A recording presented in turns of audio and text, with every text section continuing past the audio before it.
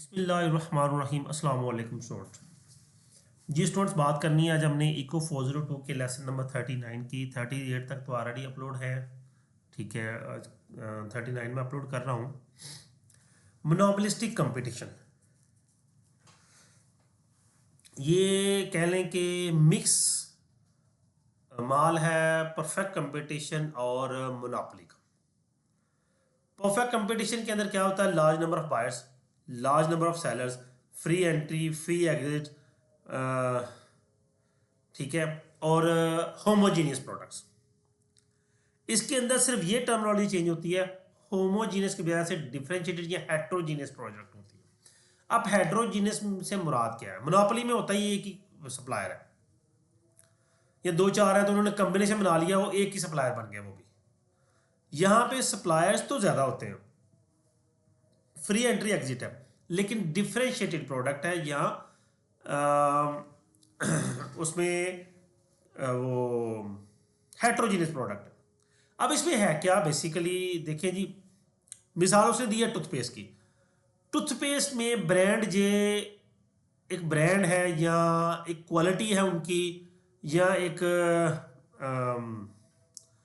चलिए क्वालिटी कह सकते हैं, क्वालिटी है उनकी जिसको लोग काफ़ी लाइक करते हैं, और उसका नेम बदल या उसका कंपेटिटर कोई नहीं है, तो वो उसके पास मोनोपोलिस्टिक पावर है, वो मोनोपोली क्रिएट कर सकता है, वो प्राइस हाई रखता है।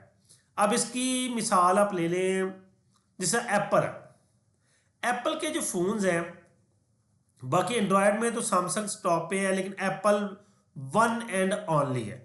स्मार्टफोन है, हर चीज़ वही है, लेकिन उनका अपना एक स्टैंडर्ड है। तो वो बेसिकली मोनोपोली नहीं बल्कि मोनोपोलिस्टिक कंपटीशन पे है, प्राइस वो हाई रखता है। मेकिंग ऑफ मोनोपोलिस्टिक कंपटीशन किस तरह से होता है जी? Two important characteristics, differentiated but highly substitutable products. Differentiate तो है लेकिन उससे सब्स्टिट्यूट प्रोडक्ट्स मौजूद हैं, लेकिन और फ्री एंट्री एग्जिट है। अब मोनोपोलिस्टिक कंपटीशन में भी शॉर्ट रन और लॉन्ग रन उसी तरह से है। अब थोड़ा सा डिफरेंस आता है शॉर्ट रन में और लॉन्ग रन में। नॉर्मली हम अपनी प्राइस को सेट करते हैं एवरेज कॉस्ट और जो हमारा वो है डिमांड है, एवरेज कॉस्ट डिमांड को जहां पे समझ लें कट कर रही है, वो हमारा वो यानी कि प्राइस है इन द लॉन्ग रन। यानी कि हमारी क्वांटिटी या डिमांड जितनी है उतनी ही उसी हिसाब से कॉस्ट है हमारी, उसी हिसाब से हमारी मार्जिनल कॉस्ट है। तो वो जब एक ही लाइन में एक सीक्वेंस में आ जाती है, इससे मिले मार्जिनल कॉस्ट मार्जिनल रेवेन्यू को जहाँ पे कट कर रही है, जहाँ पे ये दोनों इक्वल हो रहे हैं, वो हमारी क्वांटिटी होती है। लेकिन एवरेज कास्ट डिमांड पर जाके सेट होती है, वो हमारी price in the long run set हो जाती है। ठीक है जी, आप देखें जी, एवरेज कॉस्ट ये डिमांड आपस में क्रॉस हो रहे हैं, और उसी के नीचे मार्जिनल कॉस्ट और मार्जिनल रेवेन्यू आपस में क्रॉस हो रहे हैं। ये हमारा लॉन्ग रन के अंदर हमारी प्राइस है।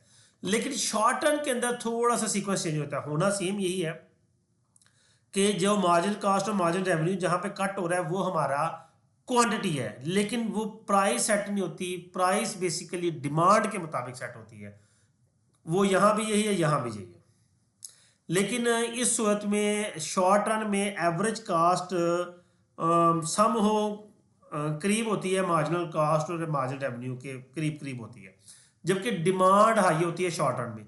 लॉन्ग रन में चूंकि कॉस्ट इंक्रीज कर जाती है, लॉन्ग रन में जारी सी कहा है कि और कहीं खर्चे आएंगे तो लॉन्ग रन में कॉस्ट इंक्रीज कर जाएगी, वो डिमांड के इक्वल चली जाती है, तो प्राइस वहां पे सेट हो जाती है। ये थोड़ा सा डिफरेंस होता है कि आप इसको उठा के जब यहाँ पे बना देंगे कुछ इस तरह से, मैं कहूँ कि यहाँ पे इस तरह से बन जाएगा ऐसे, तो ये हमारा लॉन्ग रन कर्व हो जाएगा। सिर्फ एसी एवरेज कॉस्ट को हम चेंज करेंगे। आगे चलेंगे जी, ऑब्जर्वेशन है डाउनवर्ड स्लोपिंग डिमांड है, डिफरेंशिएटेड प्रोडक्ट, ये तो अल्टीमेटली बाय डिमांड भी डाउनवर्ड स्लोप है, मार्जिनल रेवेन्यू भी डाउनवर्ड स्लोप है, एवरेज कॉस्ट पे डाउनवर्ड है, फिर अपवर्ड हो गया, मार्जिनल कॉस्ट जो है वो स्टिल अपवर्ड है। मार्जिनल रेवेन्यू जो है लेस देन प्राइस होती है। प्रॉफिट और maximum when marginal revenue is equal to marginal cost, यहाँ पे प्रॉफिट मैक्सिमाइज हो जाता है। ये एक कंडीशन होती है जहाँ पे हमारा प्रॉफिट मैक्सिमाइज होता है। ओके जी, नेक्स्ट चलेंगे। ऑब्जर्वेशन क्या है? Profit will attract new firms to industry. जब प्रॉफिट ज़्यादा है तो नई फर्म्स अट्रैक्ट होंगी। The old firms demand will decrease. नई फर्म के आने से ओल्ड फर्म की डिमांड डिक्रीज हो जाएगी। Industry output will rise. No economic profit. अब नो इकोनॉमिक प्रॉफिट क्या है? When price is greater than marginal cost some monopoly power. Price marginal cost से जब ग्रेटर हो जाती है, अब ये देखिए कहाँ पे प्राइस ग्रेटर है? प्राइस दोनों सूरतों में मार्जिनल कॉस्ट से ग्रेटर है। मोनोपोलिस्टिक कंपटीशन में यही होता है। नीचे अजय अब देखिए परफेक्ट कंपटीशन में क्या है? मार्जिनल रेवेन्यू एक स्टैटिक चल रहा है, तरतीब से मार्जिनल रेवेन्यू चल रहा है आपका।